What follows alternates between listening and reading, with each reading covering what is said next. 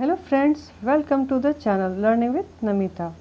आज हमारे साथ आप जानने वाले हैं संसदीय शासन व्यवस्था के संसद एवं उनके अंग के बारे में, और अंत में हम जानेंगे वस्तुनिष्ठ प्रश्न के बारे में।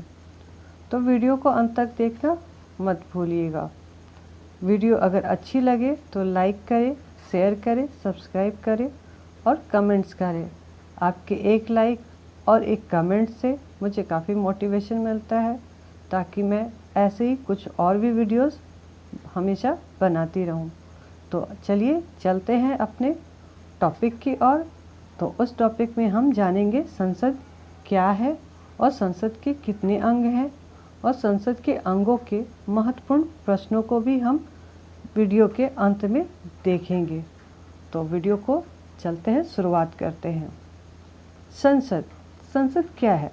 संसद जनता द्वारा चुने गए सभी प्रतिनिधियों के समूह को ही हम संसद कहते हैं।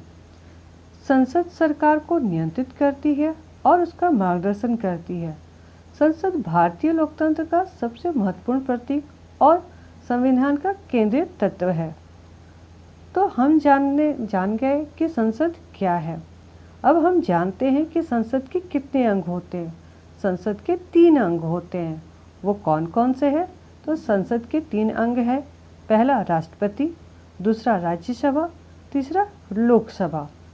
अब हम जानेंगे कि राष्ट्रपति संसद के लिए कितने महत्वपूर्ण है और राष्ट्रपति का क्या महत्व है संसद में, और उस अंग में राष्ट्रपति का क्या क्या कार्य है। राष्ट्रपति देश के प्रथम नागरिक होते हैं, जो कि हमारे भारत में हम उन्हें प्रथम नागरिक के रूप में जानते हैं। दूसरा, सर्वोच्च संवैधानिक पद हमारे राष्ट्रपति का होता है। राष्ट्रपति के हस्ताक्षर से ही कोई भी कानून लागू होता है। बिना राष्ट्रपति के हस्ताक्षर के कोई भी कानून लागू नहीं किया जा सकता। प्रधानमंत्री, मंत्री, राज्यों के राज्यपाल तथा न्यायाधीश आदि की नियुक्ति राष्ट्रपति के द्वारा ही की जाती है। यानी राष्ट्रपति ही प्रधानमंत्री, मंत्री और राज्यों के राज्यपाल एवं न्यायाधीशों की नियुक्ति करता है। आपात स्थिति में पूरे देश की बागडोर राष्ट्रपति के हाथों में आ जाती है। तीनों सेनाओं का अध्यक्ष राष्ट्रपति होता है। राष्ट्रपति राज्यसभा के 12 सदस्यों एवं लोकसभा के 2 सदस्यों को मनोनीत करता है। तो हमने जाना राष्ट्रपति देश के प्रथम नागरिक होते हैं, ये संवैधानिक पद इनका होता है, और बहुत सारी महत्वपूर्ण जानकारी हमने जाना। अब हम जानेंगे राज्यसभा के बारे में। राज्यसभा को संसद का उच्च सदन कहा जाता है। संसद का अस्थायी सदन राज्यसभा होता है। राज्यसभा के सभापति उपराष्ट्रपति होते हैं। राज्यसभा में अधिकतम 250 सदस्य हो सकते हैं, परंतु इसमें 238 सदस्य जो है वो निर्वाचित होते हैं। राज्यसभा के सदस्य सबसे अधिक उत्तर प्रदेश राज्य से हैं। इनकी संख्या 31 है, यानी राज्यसभा में सबसे अधिक सदस्यों की संख्या उत्तर प्रदेश से है और इनकी संख्या 31 है।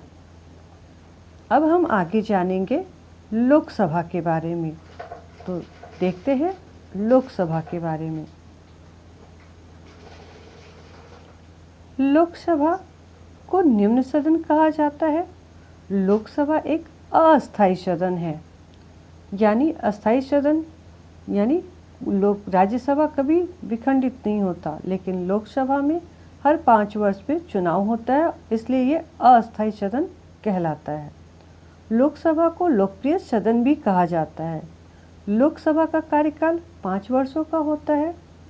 लोकसभा के सदस्यों की अधिकतम संख्या 552 निश्चित की गई है, और इसी प्रकार इसमें भी 543 सदस्य निर्वाचित होते हैं। लोकसभा में अनुसूचित जाति के लिए 84 एवं अनुसूचित जाति के लिए 47 सीटें आरक्षित की गई हैं।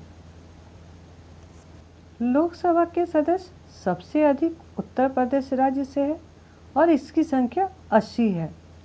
16वीं लोकसभा का चुनाव 2014 में हुआ था। झारखंड से राज्यसभा में सदस्यों की संख्या 6 है तथा लोकसभा में 14 सदस्य हैं। अब हम जानेंगे कुछ महत्वपूर्ण वस्तुनिष्ठ प्रश्नों के बारे में। भारतीय राष्ट्रीय कांग्रेस की स्थापना किसके द्वारा किया गया? ए हो ह्यूम के द्वारा। भारत में द्विसदनीय विधानमंडल किस अधिनियम के द्वारा बना? भारत सरकार अधिनियम 1919 के द्वारा द्विसदनीय विधानमंडल बना। भारत का संविधान कब लागू हुआ? भारत का संविधान 26 जनवरी 1950 में लागू हुआ। स्वतंत्र भारत में प्रथम आम चुनाव कब हुआ? स्वतंत्र भारत में प्रथम आम चुनाव 1952 में हुआ। संयुक्त राज्य अमेरिका में कौन सी शासन प्रणाली है? संयुक्त राज्य अमेरिका में अध्यक्षात्मक शासन प्रणाली है। संसदीय प्रणाली किस देश से लिया गया है?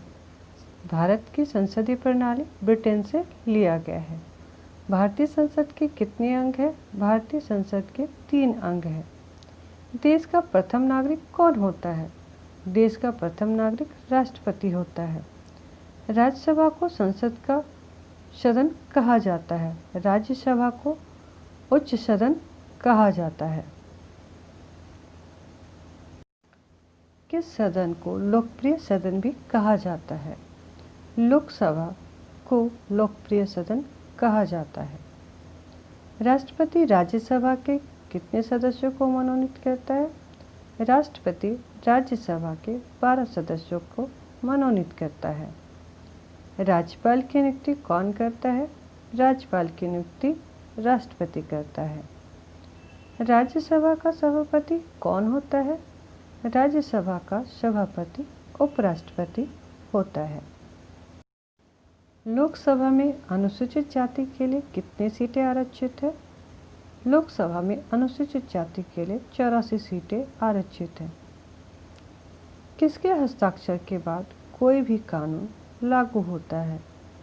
राष्ट्रपति के हस्ताक्षर के बाद ही कोई कानून लागू होता है।